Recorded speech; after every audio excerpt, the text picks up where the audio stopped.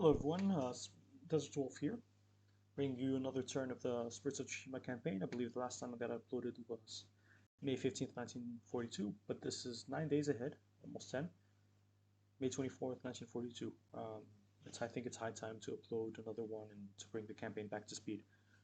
I think this is an interesting turn. It could turn out to be quite an interesting turn. I have a force of heavy cruisers that are attempting to intercept a American landing, what appears to be an American landing on Suwa in Fiji, from extreme range. So it's unsure whether they're going to make contact, but they could, and so we'll see what happens. Ace W here, attempting to nothing happens. I'll talk about all of that at the end of the turn and kind of like bring everyone up to speed in terms of what's been happening. Just want to skip to the action here in Fiji. Okay, so the Americans start with a heavy cruiser raid or bombardments of Suwa. I think it's to eliminate any Japanese forces that might take off from there and interfere with the landing. Could be a problem for me. We'll see.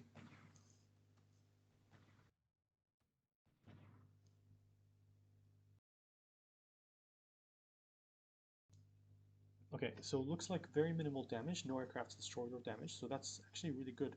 I think I got a bit lucky here. Let's continue.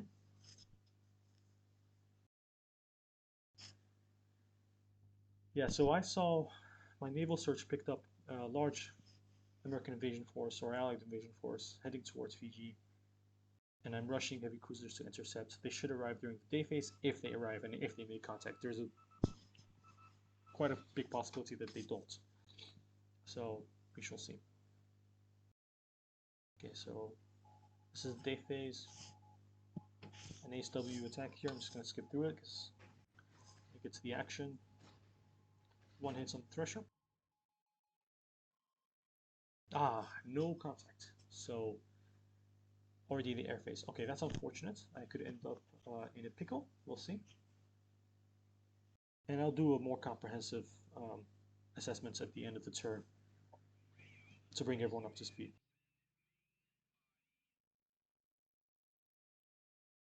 Ooh, those could be the carriers, actually. I believe he has a small carrier force. His carriers are divided. A substantial number of them were operating in the Bay of Bengal as recently as 2 days ago. And this seems to be like this other smaller carrier force. So my cruisers could actually be in quite a bit of trouble.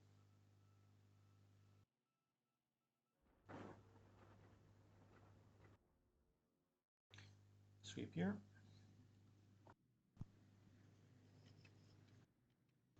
Japanese bombers going after some Chinese forces here, just mopping up operations. Considerable damage.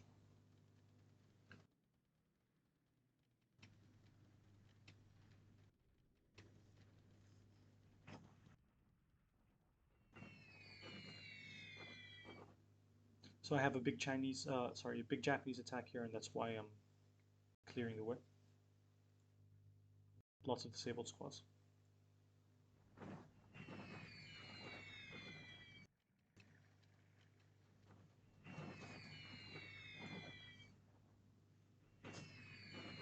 More raids. More Japanese raids.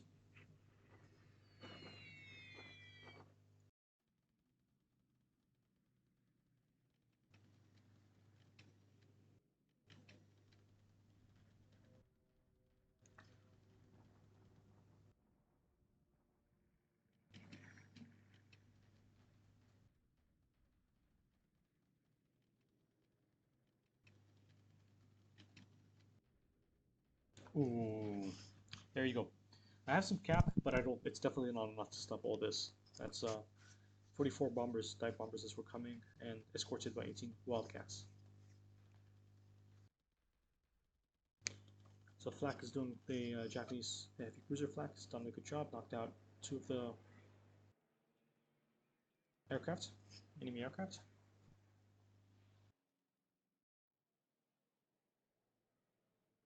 I didn't really see the weather. I hope it's bad, but in any case, It's really interesting. So they arrived at Nadi, Japanese heavy cruisers.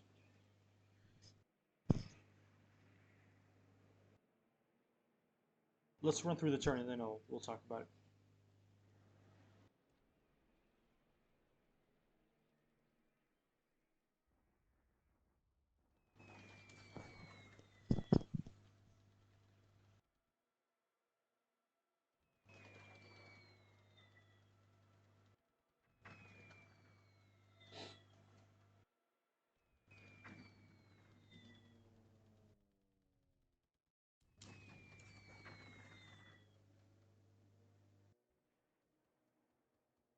Kanagusa took a hit, but I think it was looked like a dud, or like it didn't explode.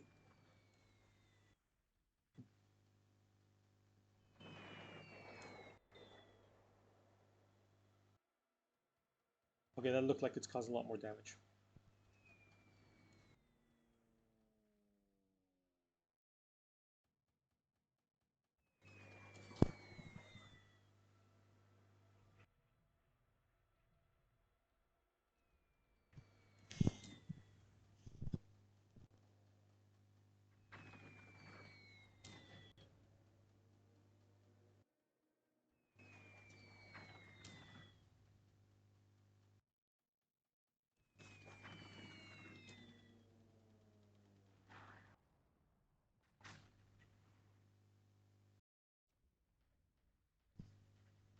All right, so I counted 4 hits.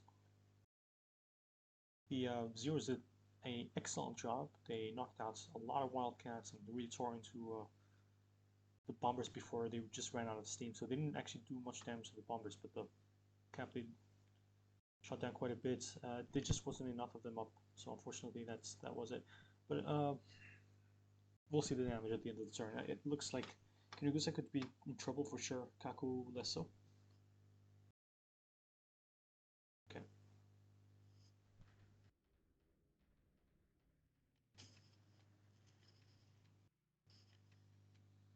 I'm actually hoping for an afternoon strike by the American carriers.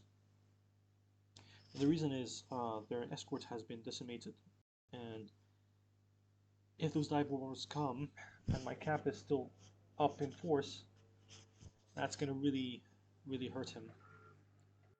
And it's gonna be nice to shoot down a lot of dive bombers without their escorts. So we'll see if that happens, depending on the weather and whatnot.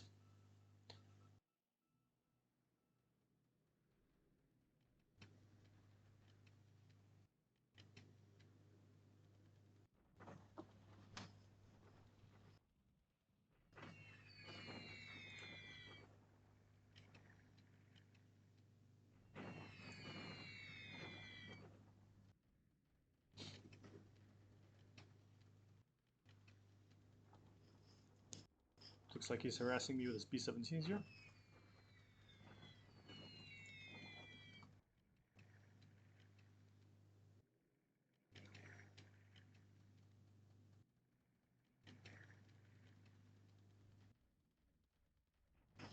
Some stragglers.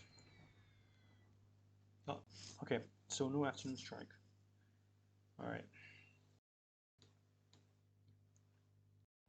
Aha. This is what I was attempting to intercept. It's landing now.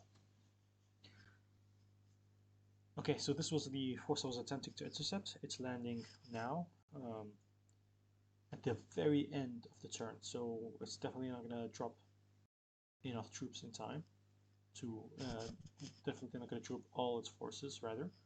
So we'll see. I think there should still be quite a bit still embarked. Hopefully.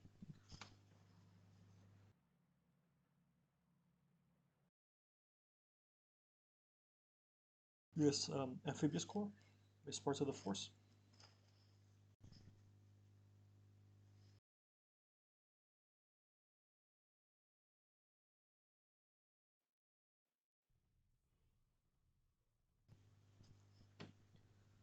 Deliberate attack at Nomia.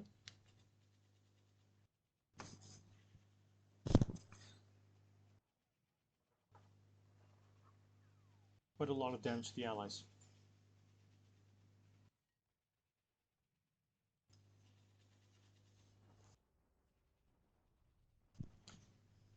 Blue Brits attacking China. I'll cover this in more depth at the end of the turn. Almost just gonna watch this and zoom through it. Hopefully, I'm hoping to be able to push them back.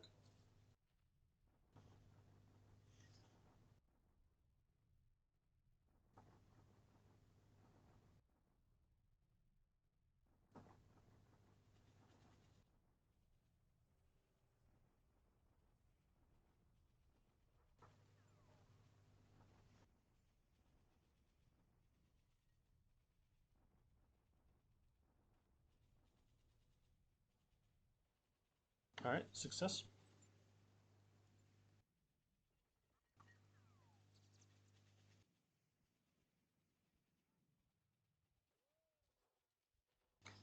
All right, great. That's very good. Minimal losses, substantial losses to the enemy. 34 units retreated, 8 pursuing. Okay, that's good.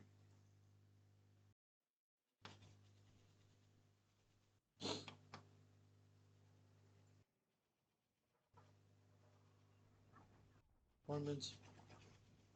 Just some mopping up operations here.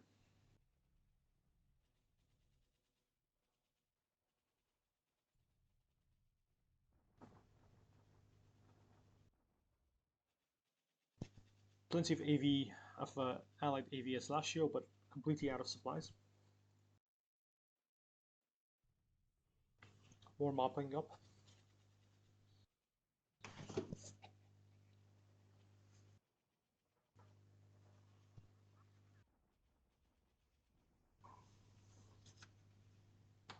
Okay, well that's interesting.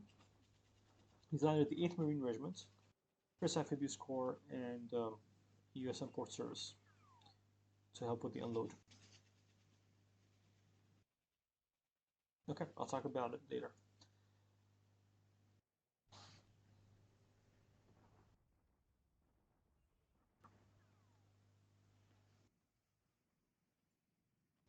Interesting. US Parachute Battalion landing at Darjeeling.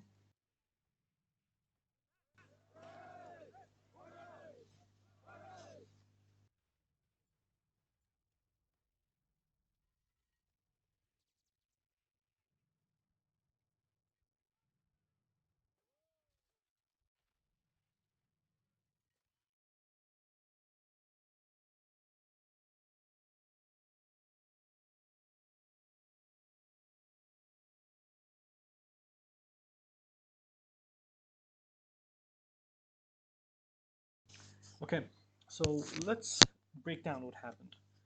Um, First, let's start with the intel screen. Air losses. This is always correct. So the Allies lost 20 today versus 2 Japanese.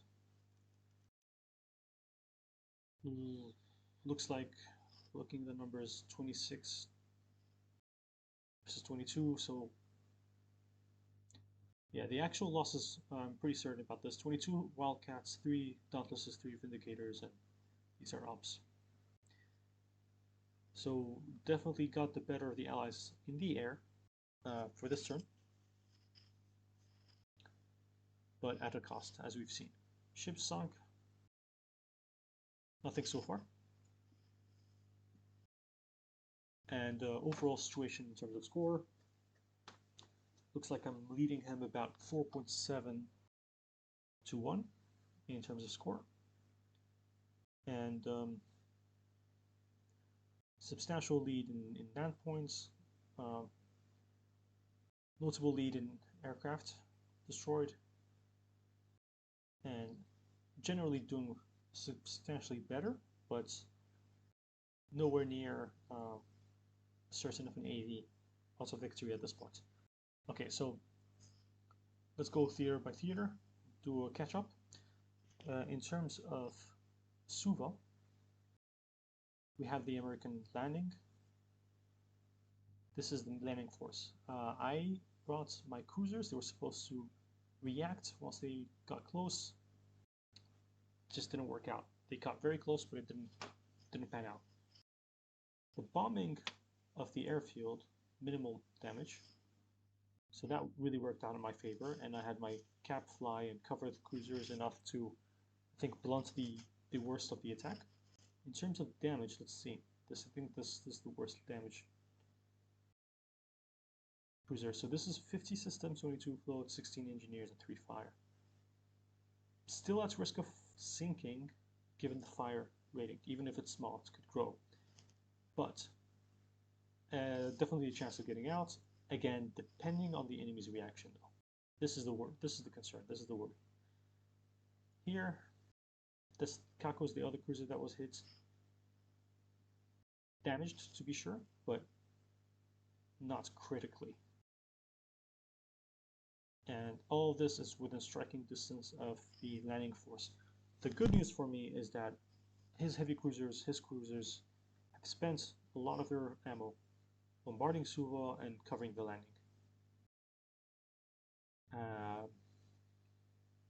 His carriers might be protected by some heavy cruisers and such, so that's still a concern for sure. But hopefully will be mitigated to some extent by Cap. Still doing great, no losses whatsoever, and a substantial force that I could throw into the mix here. Something to think about, but I think actually I'm going to press the attack here. I hope he doesn't. He has two choices here. He either could pull out, run away, or he could continue landing. He only landed a portion of his forces, so it's a difficult decision for him as well. I hope he doesn't break down his task force into single ships and continue the landing. That would definitely be very, very gamey, and I think it's not really historically plausible. You don't separate your amphibious force and then order them to land. He could separate his amphibious force into single task forces and disperse them. He loves to do that. He does that all the time. That's unfortunate for me and is a kind of a headache, but it's more historically plausible, and I won't complain about that. It's just, it is what it is. It's, the game mechanics unfortunately make it so that your ships lose a lot of ops points every single intercept, and so yeah, that's the problem with that approach. But it is historically possible that the Allied commander would order his forces to disperse and escape, so I won't complain if that happens. Numea, the Allies landed a bunch of forces. I destroyed most of them, and there's only one single infantry regiment left. That's the one that I'm mopping up now. It's towards the tail end of this battle. Maybe a couple more attacks, then it's done. So that's basically what's happening in the South Pacific. Suva's originally, or Fiji was originally just basically the idea of it as a stepping stone, as an obstacle for him to slow down on, basically a speed bump. But I saw an opportunity here, and I kind of went for it, and it's not working out so far, but maybe it will be interesting. So that's why I reacted this way. Let's see, nothing else is really happening, just building up defenses in the South Pacific. Aleutians has been pretty quiet since I took it recently, or over the past months rather. And Northern Australia, quiet. I just have this section really, in Mornington Island, and he still has Darwin and holding it in force, but it's vulnerable for an attack later on, given its just isolated geography. Manila is still, Clark and not Manila, Clark and Bataan are still holding out. Supply is extremely low. He's trying to reinforce by submarine, and I have ASW and surface and air assets attempting to knock out his subs. I think it's going to be really costly for him to continue this operation. Two more, China and India. Let's start with China. China is going really well. Took the Chongqing plain, as I mentioned in the last turn, pushing down here, and succeeded in pushing out his forces and driving them back to Quyang and creating a path for my forces to hopefully enter 384 AV. Hopefully that's enough AV to prevent a shock attack once I cross with the remaining of my forces. That's kind of the idea. Again, why I did not surround all of Chungking before I took it is I wanted those forces to stay alive so that I can roll them back as demoralized forces and make it easier to push through. And the rest is just basically mopping up operations. The only real one left is Kai and this section. He still is holding over here. He did an attack and took this back. I had it slightly guarded. My mistake, but it's not a big deal. I have enough forces coming in line that can eventually push them back, and they're running out of supply, and it's completely recoverable. So that's China, doing really well in China. India.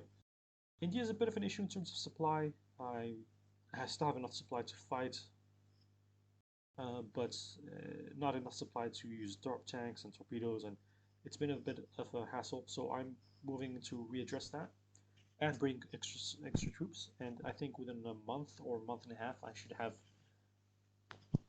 enough troops leaving China to come to this front and really reinforcement. I've pulled back some of my forces here. Excuse me. I pulled back some of my forces here to kind of like stabilize my lines, reorganize, and refocus on taking Madras, where he used his carriers and his battleships and his heavy bombers to push back the Imperial Guard division. So I'm reorganizing and pushing into Madras. And I think what he's trying to do here is he's trying to land, take this base, and then use that as a rail objective so that he can rail down. So I just have to keep a clear head, not panic. Wait to map defend here until I bring really substantial reinforcements from the China campaign. Lots of armor, lots of infantry divisions, lots of support units. All of that's going to be freed up. I've been buying them out as they get damaged on a cheap basis, because once a squad is damaged, it doesn't count towards political points. And then I'm mopping up in Burma. So feeling pretty confident in India, although been having some problems with the circle there. And I think that's it. Next turn should be really interesting, I think, especially in Fiji. And over here, we'll see how he responds. Yeah, I think he's going to rail, probably going to end up in this hex. That's my guess. Yeah. So I'll bring some reinforcements, hold him down, and bring additional reinforcements from Japan. That's it. Thanks, guys, for watching, and maybe I'll do the next turn, actually, because it might be really interesting. I'll hopefully upload that as well. Thank you. Catch you later.